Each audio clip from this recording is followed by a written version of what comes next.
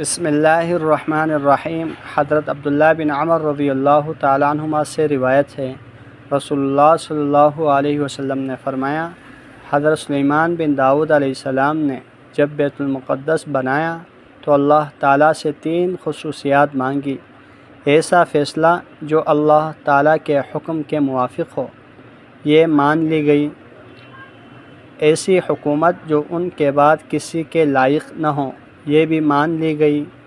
جب آپ مسجد بیت المقدس بنانے سے فارغ ہوئے تو یہ دعا مانگی: جو شخص بھی اس مسجد میں آئے اور اسے آنے پر نماز ہی نے ابھارا ہو تو اسے گناہوں سے اس طرح صاف کر دے جس طرح اس کی ماں نے اسے گناہوں سے پاک جنا تھا۔ ایک اور روایت میں آتا ہے، حضرت عبداللہ رضی اللہ تعالیٰ عنہ سے مروی ہے کہ ایک رات ہلکی سی بارش ہوئی، سخت اندھیرا تھا، ہم انتظار میں تھے کہ رسول اللہ صلی اللہ علیہ وسلم تشریف لائیں اور نماز پڑھائیں۔ پھر رسول اللہ صلی اللہ علیہ وسلم نماز کے لیے تشریف لائیں اور مجھے فرمایا، پڑھ۔ میں نے کہا، کیا پڑھوں؟ آپ صلی اللہ علیہ وسلم نے فرمایا، سورہ قل هو اللہ احد اور معوذتین صبح و شام 3 دفعہ پڑھا کر، تجھے ہر مصیبت میں کفایت کرے گی۔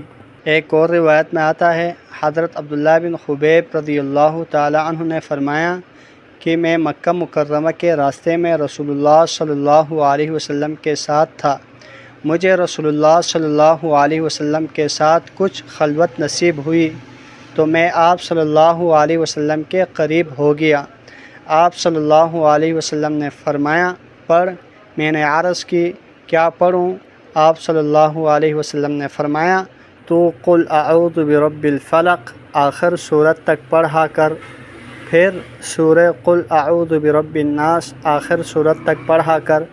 پھر فرمایا، کسی انسان نے ان 2 سورتوں سے افضل کلام کے ساتھ اللہ تعالیٰ کی پناہ حاصل نہیں کی۔ اللہ جل شانہ سے دعا ہے، جتنی احادیث ہم نے پڑھی سنی ان پر اچھی طرح عمل کرتے ہوئے اوروں تک پہنچانے کی توفیق عطا فرمائیں۔